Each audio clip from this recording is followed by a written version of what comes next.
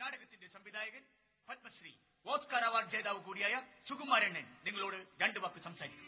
പ്രിയമുള്ളവരെ, ഈ സമൂഹത്തിൽ ആരും നാടകക്കാരായി ജനിക്കുന്നില്ല. പട്ടിണി അതൊന്നു മാത്രമാണ് ഈ ഞങ്ങളെയെല്ലാം നാടകക്കാരാക്കി മാറ്റുന്നത്. നിങ്ങൾ അനുഭവിച്ചാലും. സംവിധായകൻ പറഞ്ഞത് കേട്ടല്ലോ. നാടകം ആരംഭിക്കും. അയ്യോ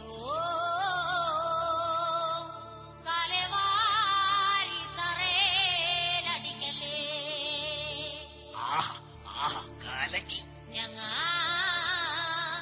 കട്ടപ്പെട്ടെഴുതിയ നാടകമാ.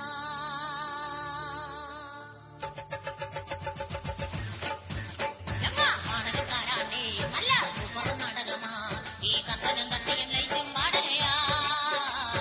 നാടകക്കാരാണ്ടേ, നല്ല സൂപ്പർ നാടകമാ. ഈ കത്തനും തട്ടയും ലൈറ്റും പാടുകയാ.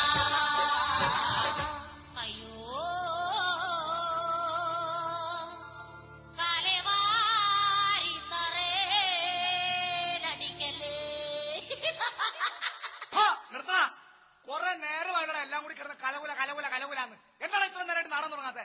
കാലവാരി തറയിലല്ല, കാലവാരി മേപ്പോട്ടെറിഞ്ഞാൽ നിങ്ങൾക്ക് കാർമേഘത്തിനിടെ പോയി തങ്ങി നിൽക്കും. പിന്നെ ഒരു മഴ പെയ്താലേ നിങ്ങൾക്ക് താഴത്തേക്ക് വരുള്ളൂ. മനസ്സിലാവണ? തുടങ്ങണ നാടകം. സഹൃദയനി, ഞങ്ങളുടെ 12ാമത് നാടകം. ആരാണ് എന്റെ പ്രൊഡ്യൂസർ? അഥവാ അമ്മയുടെ ഭർത്താവാണോ എന്റെ അച്ഛൻ?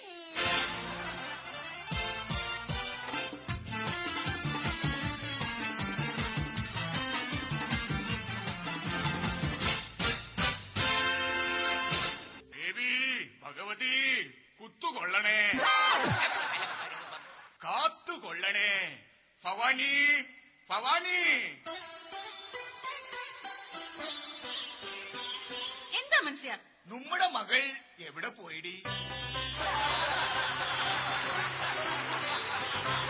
ഞാൻ ക്ഷേത്രത്തിൽ പോയച്ചാ. ക്ഷേത്രത്തിൽ പോയിട്ട് എന്താ ഇത്ര വൈകിയത്? തൊഴുതു തുടങ്ങുമ്പോ ചെരുപ്പ് കണ്ടില്ല. പിന്നെ എന്ത് ചെയ്തു? പുതിയതൊന്നും കിട്ടാത്തത് കൊണ്ട് എന്റെ പഴയ ചെരുപ്പ് എനിക്ക് ഇട്ടോണ്ട് പോകും. മോളെ, അമ്പലത്തിൽ പോയിട്ട് അർച്ചനയും വെടിവഴിപാടും നടത്തിയോ? ഉവ്വ്. പുത്തൻപുരയിൽ ഭാർഗവന്റെ പ്രിയ പത്നി ഭവാനി ഒരു വെടി, ഭവാനിയുടെ ഭർത്താവ് ഭാർഗവൻ മറ്റൊരു വെടി, പിന്നെ ഞാൻ. അങ്ങനെ ഒരു കുടുംബത്തിൽ നിന്ന് 3 വെടിവഴിപാട്.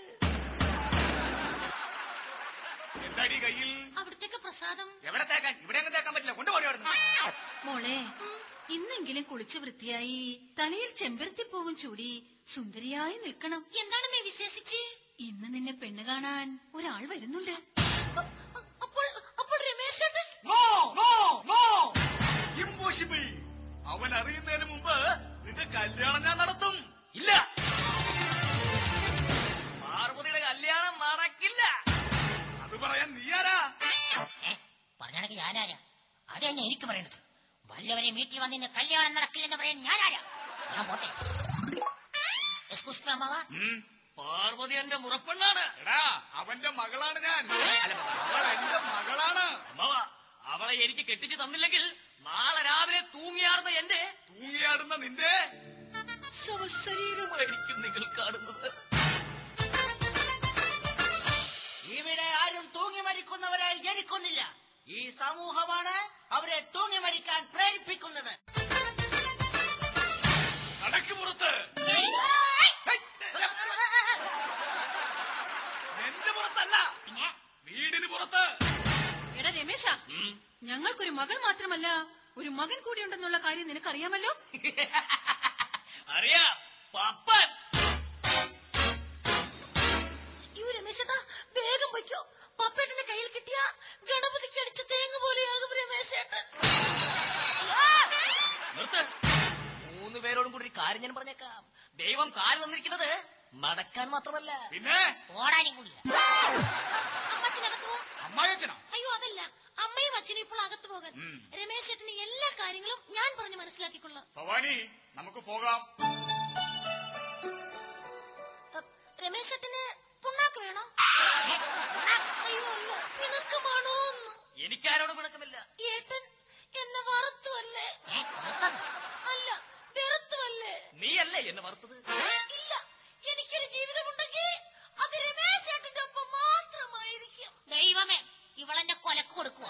രമേശേട്ടന് ഓർമ്മയുണ്ടോ നമ്മുടെ കുട്ടിക്കാലം?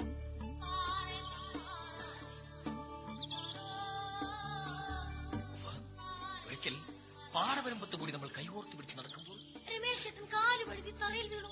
അന്നെന്റെ തല പോയി തലയിലടിച്ചതും അന്നെന്റെ തല പോയി തലയിലടിച്ച് തലച്ചോറ് വെളിയിൽ വന്ന കഥയല്ലേ? അതെ, വെളിയിൽ വന്ന തലച്ചോറ് കാക്ക കുത്തിക്കൊണ്ടുപോയപ്പോൾ പകരം ഹോട്ടലിൽ നിന്നും 12 രൂപ 50 പൈസക്ക് പൊതിച്ചോറ് വാങ്ങി തലയിൽ വെച്ച് തന്ന ഈ പാർവതിക്കുട്ടിയെ കരകരയാണ് പറഞ്ഞത്. എന്നോട് ക്ഷമിക്കൂ പാർവതി, എന്നോട് ക്ഷമിക്കൂ. ഇന്നലെ വീട്ടിൽ പട്ടിണിയായിരുന്നു. വിശപ്പ് സഹിക്കാനാവാതെ തലയിലിരുന്ന പൊതിച്ചോറെടുത്ത് ചാളക്കറിയും കൂട്ടി ഞാൻ തിന്നു പാർവതി, തിന്നു. രമേശേട്ടനൊരു കൊതിയനാണ്, കൊതിയൻ.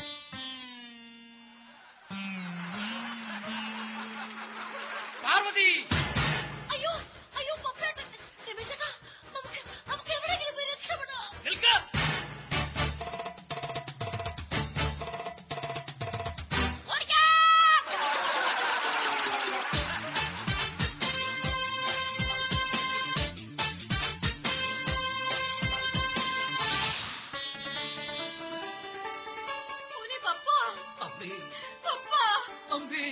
ഞാനും ഒന്ന് കാണട്ടേടി പാപ്പാ. മോനെ, എന്റെ പൊന്നുമോനെ പപ്പ, നിന്നെ ഈ അമ്മയൊന്ന് കണ്ണു നിറയെ കാണട്ടെടാ. മോനെ പപ്പാ, ജയിൽ ജീവിതമൊക്കെ എങ്ങനെ ഉണ്ടായിരുന്നു? കൊള്ളാം, സൂപ്പർ. എന്റെ ഊപ്പാട് വന്നു. അവര് നിന്നെ ദേഹോപദ്രവം വല്ലതും? ഏയ്, ചെന്ന വഴി ജയ് സൂപ്രണ്ട് കാലേ വാരി ഒരു ഒറ്റയടി. പിന്നെ റിമി ടോമിയുടെ ഗാനമേളയായിരുന്നു. എല്ലാം കഴിഞ്ഞ് ബോധം തെളിഞ്ഞപ്പോ ഇല്ലമ്മേ, ബോധം തെളിഞ്ഞില്ല. അവരതിന് സമ്മതിച്ചില്ല.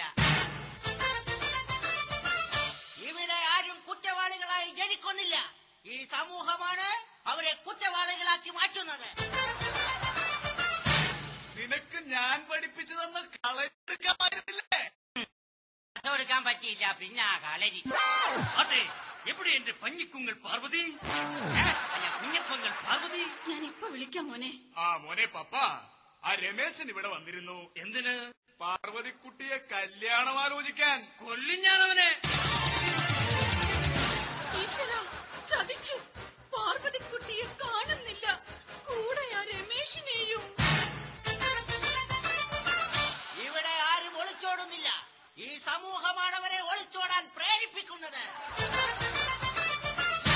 ഇന്ന് ഞാനവനെ കുത്തി മലത്തിയിരിക്കും. നിൽക്ക്. അവന്റെ കൈകൊണ്ട് ചാകാനല്ല നിന്നെ ഞാൻ വളർത്തിയത്. പോടാകത്ത്. ഭവാനി, വിളിക്കടി പോലീസിനെ. വേണ്ട, ഞങ്ങൾ ഇവിടെ തന്നെ ഉണ്ട്. നിന്നെ ഇന്ന് ഞാൻ തട്ടിപ്പോകരുത്, അനക്കിക്കളയും. അല്ല, അനങ്ങിപ്പോകരുത്, തട്ടിക്കളയും.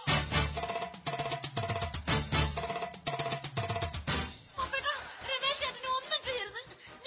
ഞാൻ ഗർഭിണിയാണ്.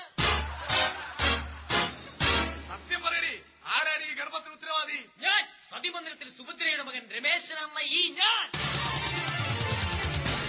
അപ്പൊ നീയാണല്ലേ ഈ ഗർഭത്തിന് ഉത്തരവാദി? ഏയ്, ഞാനങ്ങല്ല. പിന്നെ നീ ഗർഭത്തെ കുറിച്ച് സംസാരിക്കാൻ കാരണം? വെറുതെ ഗർഭത്തോട് താല്പര്യം തോന്നി, അത്ര തന്നെ. അതെ, ഇതിന് ഉത്തരവാദി രമേശേട്ടൻ മാത്രമാണ്. നീ മാത്രമാണ് ഇതിന്റെ ഉത്തരവാദി. നീ മാത്രമാണ് ഇതിന് ഉത്തരവാദി. ഓരോന്ന് ഞാനങ്ങല്ല. അടിപൊളി നാടകം പൊളിക്കോളെ. നാടകം പറയട്ടെ. എന്താ കാര്യം എന്താണ്? എടാ, വല്ല അലവരാതി പെമ്പിള്ളാരെ എന്റെ വിലക്ക് കെട്ടിവെക്കാൻ നോക്കണം നാടകത്തിന്റെ പേര്. എടാ, ഇത് നാടകമാണ്, ഡയലോഗ് പറയാൻ. ആ നാടകമല്ല എന്ത് തന്നെയായാലും ഈ പരിപാടി ഇവിടെ നടക്കൂല. കുട്ടി വളർത്തിക്കളെ, മര്യാദക്ക് ഡയലോഗ് പറയടാ. ഒന്ന് പോരാപ്പാ, എനിക്ക് പറ്റൂല. എടാ, കമ്മറ്റിക്കാര് കാശ് തന്നിട്ടില്ല, നാടകം തീർക്കേണ്ട കാശ് തരില്ല, ഡയലോഗ് പറയാൻ. എന്നെ പറഞ്ഞ് ഈ കൂതറപ്പടിയിൽ ഞാൻ കെട്ടണം. എന്നെ കൊണ്ട് പറ്റൂല. നിർത്തടാ. എന്താണത്? നാടകം ഇതാണ് നാടകം. ഇവിടെ ആരും വികലാംഗരായി ജനിക്കുന്നില്ല. ഈ കമ്മിറ്റിക്കാരാണ് എല്ലാവരെയും വികലാംഗരാക്കി മാറ്റുന്നത്.